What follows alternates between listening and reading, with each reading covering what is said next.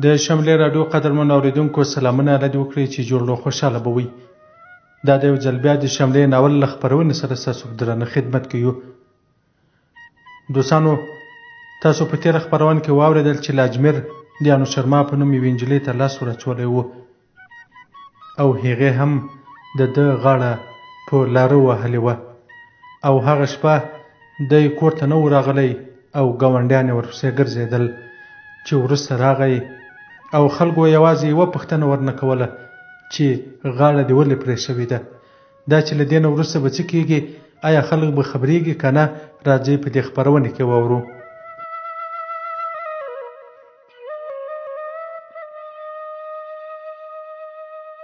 غرمه مې تبه پرې شوه، چوهدري راته کېناست، تر ډېره یې غږ نه کاوه. بیا یې ورو وویل: خان، واقعیت ووایه، څه خبره وه؟ ځان مې غلی ونیو. چوهدري وویل: چا وار در باندې وکړ؟ ځواب مې نه درلود. چوهدري وویل: تاڼې ته به لاړ شو، مقدمه درج کړه، مجرم له پولیسو نشي خلاصېدای. چوهدري یوه شېبه راته وکتل، بیا غلی ولاړ شو، ګام یې واخیست، بېرته یې مخ راواړوه. خوښه دي، خو د هندوستان قانون به در معلوم وي. دلته که پر چا ظلم وشي، پولیسو ته به شکایت کوي. له عرضې پرته که دې مړی هم شوی وي، پولیس پخپله نه درته راځي. مازدیګر خپل کور ته لاړم، تر ناوخته ویښ وم. غرور ته مې صدمه رسېدلې وه. د انوشرما یو تک تور مردارخور ځوان خوښېدو، خو له ما یې ورټ کېده. ولې؟ په ما کې کوم کمی و؟ په ځوانۍ او پیسو دواړو کې تر راکش ښه وم. د انوشرما خبرې مې په ذهن کې سره واړولې. یو کمی موجود و. راکش درس وایو، زه همداسې ګرځېدم. سهار مې چوهدري ته وویل چې غواړم مکتب ووایم. نیغ یې راته وکتل، ټنډه یې وغوړېده، خو بېرته یې ګونځې ژورې شوې. ویې ویل: سخته ده. په حیرانۍ مې وپوښتل: ولې؟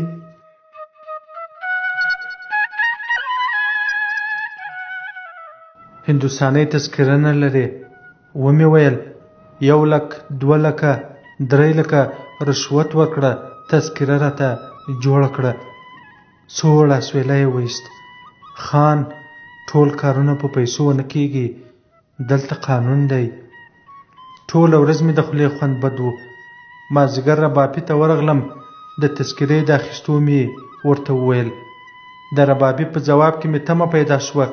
ویې ویل چې پلار د هندي تذکره درلوده، 10-12 کاله مخکې یې اخیستې وه. هغه وخت دومره قیودات نه وو، خو اوس سخته ده. خو یو چانس ده، که د پلار په اسنادو کې ستا نوم ورکړی وي، تذکره اخیستی شي. همدا خبره مې چوهدري ته وکړه. په کور کې یې زړې کتابچې سره راواړولې. د پلار تذکره مې پیدا شوه. بل سهار له چوهدري سره د تذکرو د اخیستو دفتر ته ورغلم. یو ځوان پنډ کتاب راواخیست، پاڼې یې واړولې. پلار مې زما نوم ورکړی و. اوس نو یوازې عریضه او شاهدان ضرور و. ماښام مې په جومات کې دا خبره یاده کړه. سهار د 3 کسانو پر ځای 5 سپین ږیري راسره لاړل. عکسونه سرېښ شول، ګوتې ولګېدې. په کلي کې د یوازیني ټلیفون شمېره مې ورکړه. ټلیفون د کلي په یو دوکان کې و. بله ورځ له چوهدري سره د کلي مکتب ته لاړم. نجونې او هلکان د ونو سیورو ته ناست وو. شناخته بوډا راته ودرېد. دا استاد مې وخت پورې وهلی و، خو اوس یې راته خندل. همهلته د بمبې تر څنګ پر پلاستیکي څوکیو کېناستو. چوهدري زما د مکتب خبره ور یاده کړه. استاد له ما معلومات وغوښتل. لنډ مې ورته وویل چې په وطن کې مې د 9م صنف امتحان ورکړل، 10م ته کامیاب شوم، خو هند ته راغلم. استاد په 10م صنف کې داخلېدل مشکل ګڼل. ویلې چې د هند د معارف وزارت د قوانینو له مخې باید د سویې امتحان ورکړې. ومې منله. امتحان تر تذکرې پورې معطله شو. د راتګ په وخت کې مې په انوشرما پسې سترګې ورغړولې. ومې نه لیده. د ورځې به 2 ځله د کلي دوکان ته تلم. د ټلیفون د راتګ پوښتنه به مې کوله. 2 اونۍ ووتې، درک ونه لګېد. بله ورځ یو ماشوم راغی. دوکاندار ورته ویلي و چې د تذکرو دفتر ته غوښتی یې. ورغلم، تذکره مې واخیسته. بل سهار له چوهدري سره مکتب ته لاړم. استاد د امتحان پارچې راکړې. 3مه برخه پوښتنې په انګلیسي لیکل شوې وې. د اردو ژبې سوالونه مې اول حل کړل. ریاضي، فیزیک، کیمیا، بیولوژي ډېر فرق نه درلود. زیاتره مې په وطن کې لوستي وو. یوازې تاریخ بدل وو. موږ سلطان محمود غزنوي ته په درنه سترګه کتل. غازي او خپل افتخار مو ګاڼو، خو دوی په پوښتنو کې غل او د زرګونو هندوانو قاتل معرفي کړی وو.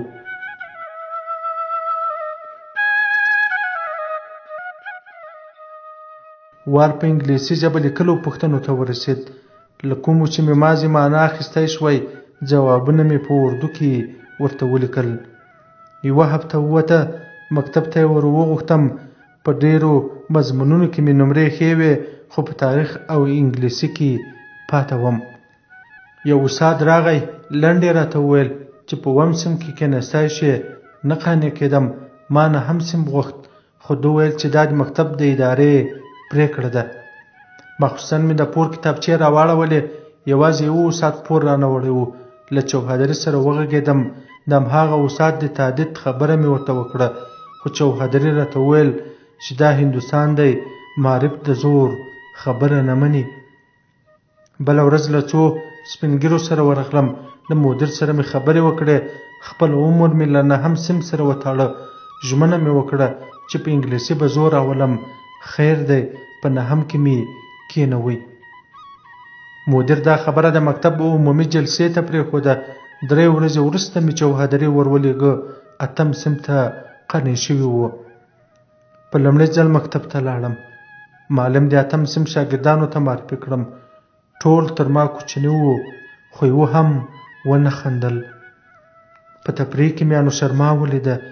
راکش بمبه وهله. دې تر زنګانه پورې خپله لوڅه پښه اوبو ته نیولې وه.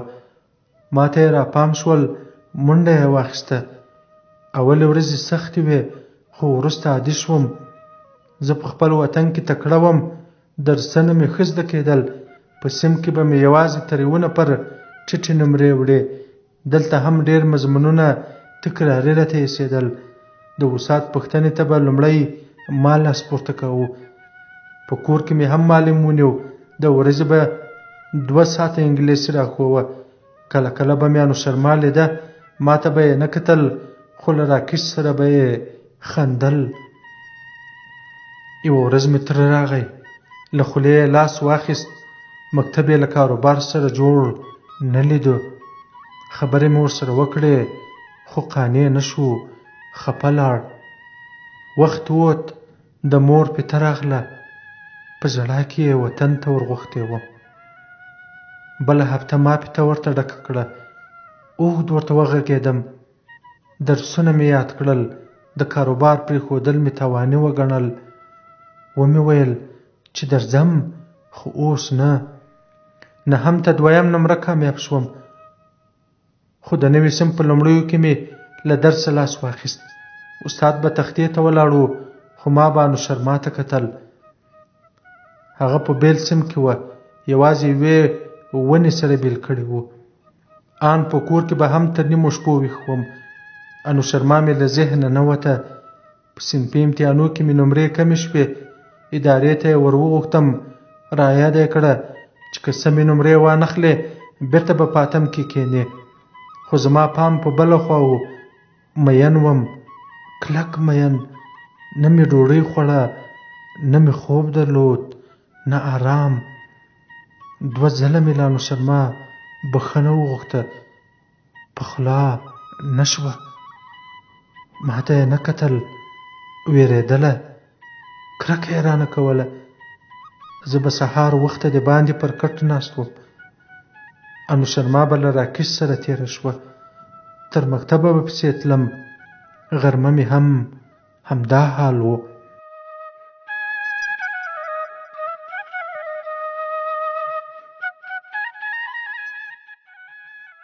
یوه ورځ مې ګوښې ومونده. غرور مې مات کړ.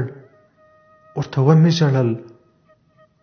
نیغ مې ورته وویل چې در باندې مین یم. د یوه خبره وکړه. خپل غربت یې یاد کړ. وی ویل چې د لاس اچولو خبره مې ځکه غلې کړه چې له پلار مې د پور پیسې ونه غواړې. ناڼې توکړې او لاړه.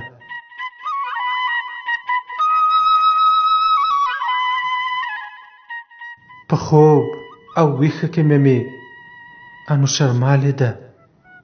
له دې نجلۍ پرته مې بل هیڅ فکر نه درلود. چوهدره به د حساب کتابچې راته راوړې، خو ما نه کتې. ټول بغان بې ارزښته راته ایسېدو.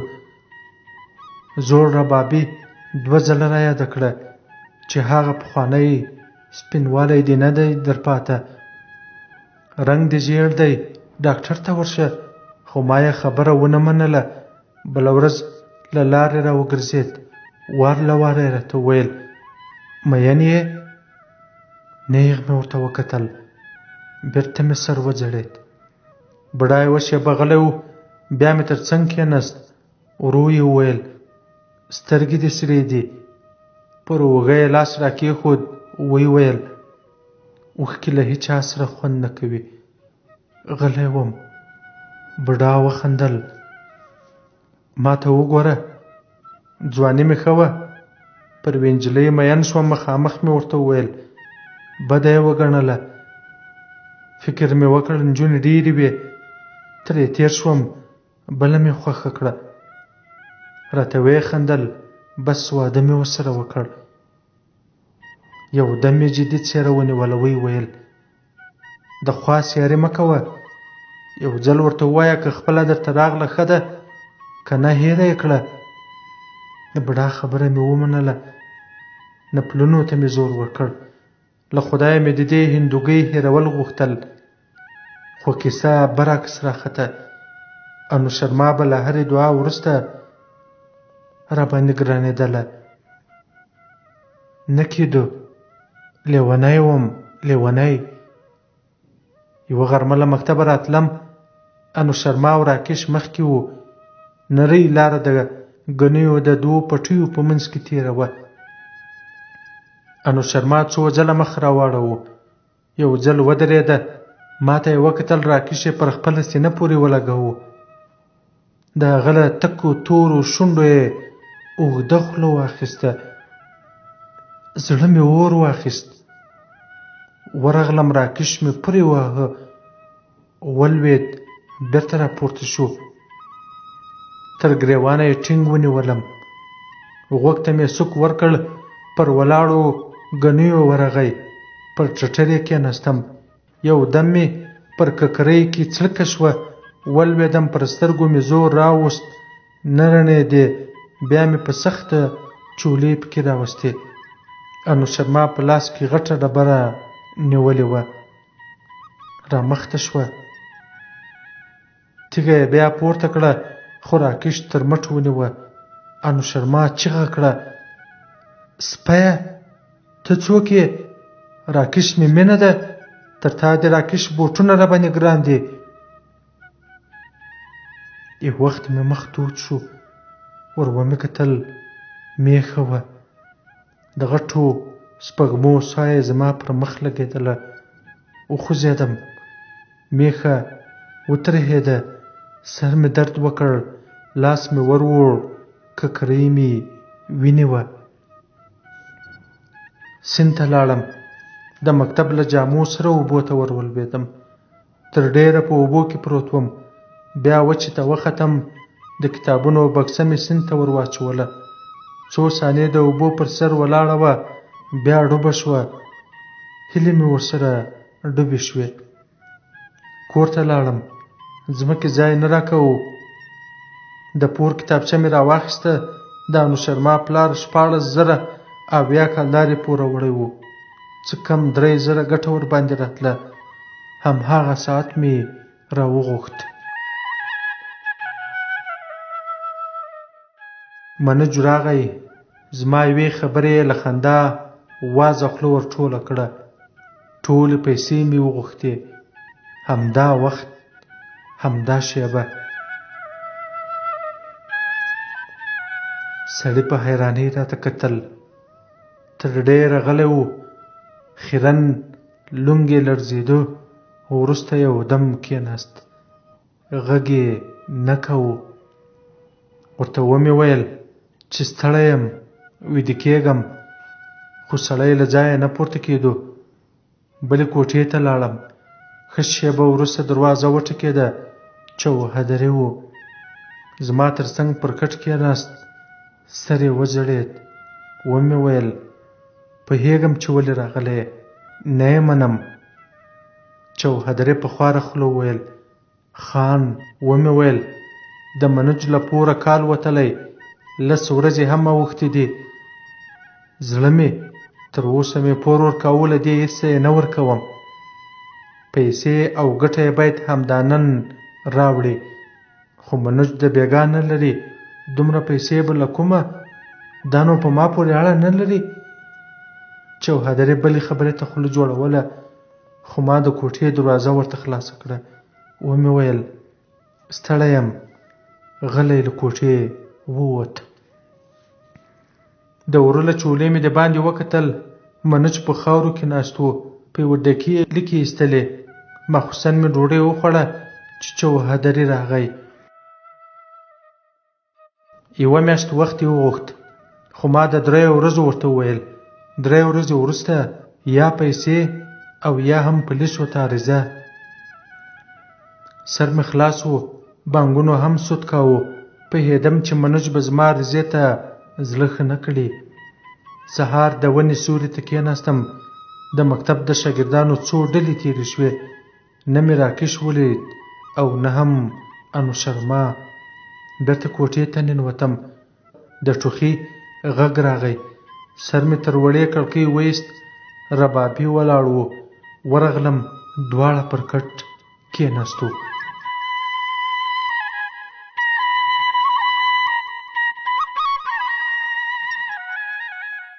بوډا مکتب ته د نه تګ علت وپوښت.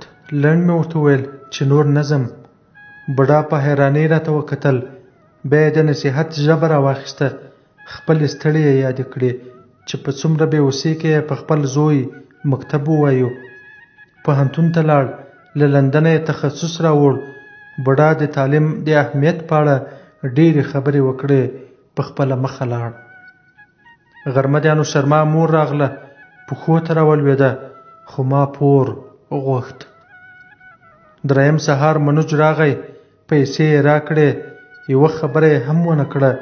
یوازې سترګې یې له اوښکو ډکې وې. د چوهدري له خولې منوج د کولبې غویي خرڅ کړي وو. غرمې ته یوه ماشوم یو کاغذ راته ونیو.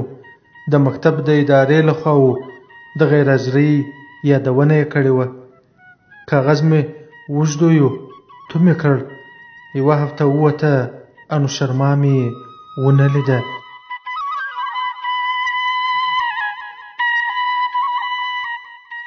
بله ورځ د کوټې تر مخ د بایسکل زنګ ووهل شو. ورغلم. د ریاضي معلم و. ورته ومې ویل چې نور مکتب ته نه درځم.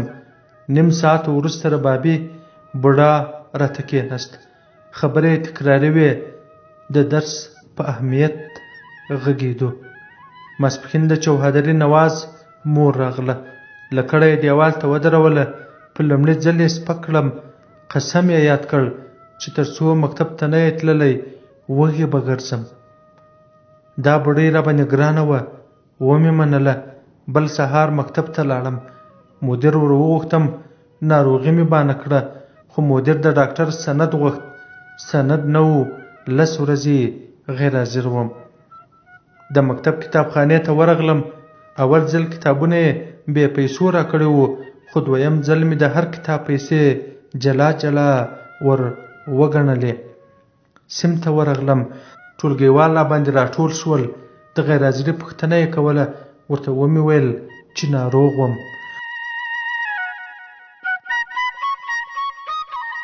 په تفریح کې مې انوشرما ولیده. نیغ راته وکتل. سترګې یې له کرکې ډکې وې. کلنی امتحان مې ورکړ. مازې د کامیابي نمرې مې وړې وې. یوه غرمه په کوټه کې پروت وم چې دروازه خلاصه شوه. سترګې مې رډې راوختې. انوشرما وه. په خواره خوله یې پیسې غوښتې، کمې نه 15,000 کالدارې. ومې ویل دومره پیسې؟ یو دم یې وژړل. را یاده کړه چې سهار وخته یې د مور په ګېډه درد شول. پورته غورځېده. پلار مې ښار ته بوت. له ساعت مخکې د کلي دوکاندار ور وغوښتم. ټلیفون و. پلار مې پیسې غوښتې. ویلې چې مور دې اپنډکس ده، یوازې 24 ساعته وخت لري. غویه خرڅ کړه، 15,000 روپۍ راولېږه. خو په دومره لنډ وخت کې به غویه څوک واخلي؟ په کلي کې هم څو کورونو ته ورغلم، یوه هم دومره پیسې نه لرلې چې پور راکړي. ومې ویل راکش ته ورشه. نیغې راته وکتل، سترګې یې سرې وې. ومې ویل له دې ځایه ورکه شه. یو دم کېناسته، تر پښو یې ونیولم. له پورته مې ورته وکتل، ګریوان یې آزاد و. د سینو چاک یې لړزه راباندې راوسته. لاس مې ور ټیټ کړ، ګوتې مې په ګریوانه کې ورننیستې. نجلۍ ټوپ کړل، لرې ودرېده. سترګې یې رډې راختلې وې. ژړا یې زور ونیو. ومې ویل زړه دې مچه 500، برسېرن لاس وهل 1000، خلوصه پرېوته 15,000. نجلۍ په ژړا کې وویل ته د سپي زوی یې. ومې ویل نو په مخه دې ښه. ولاړه وه. ومې ویل راکش ته مفته مچې ورکوي، ښه سړی دی، زه پیسې درکوم، سپک مې ګڼې.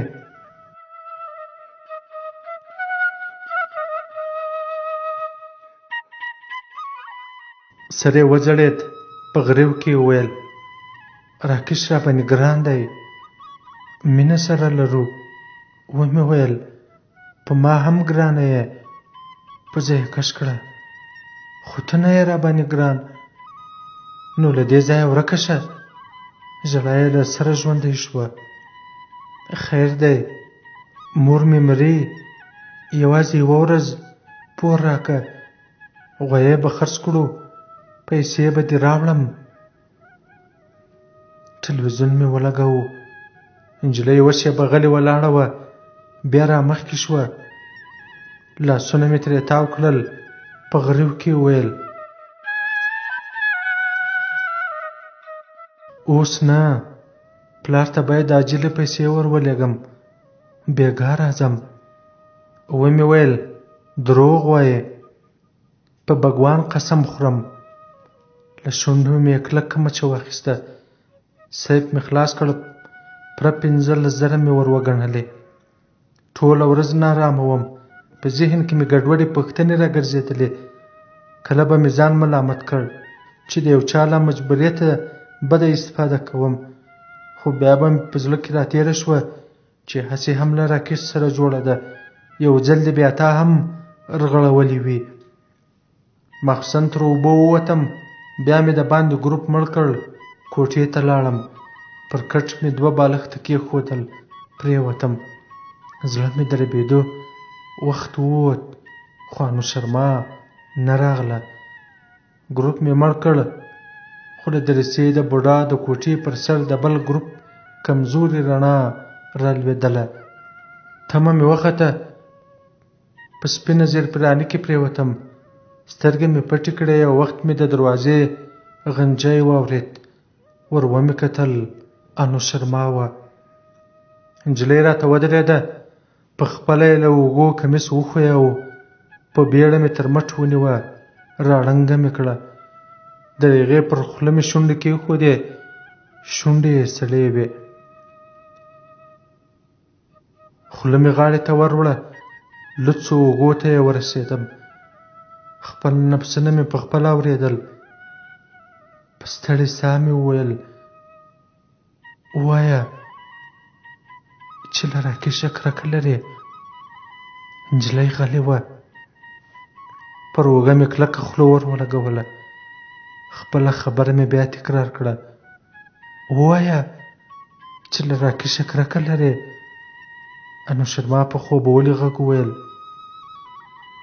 راکش مې زړه دی. یودم مې غاړه لنده شوه. لندوالی تود و. ټټر ته مې وکتل، وینې وې. په بیړه مې ګروپ ولګاوه. زړه مې له ویرې خولې ته راغی. د نجلۍ د ښي لاس له بنده وینو دارې وهلې.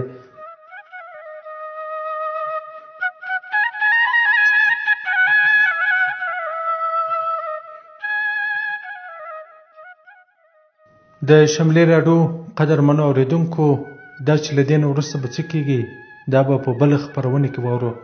تر هغه ماته اجازه راکړئ. تاسو په لوی او مهربانه الله سپارم. ښې چارې.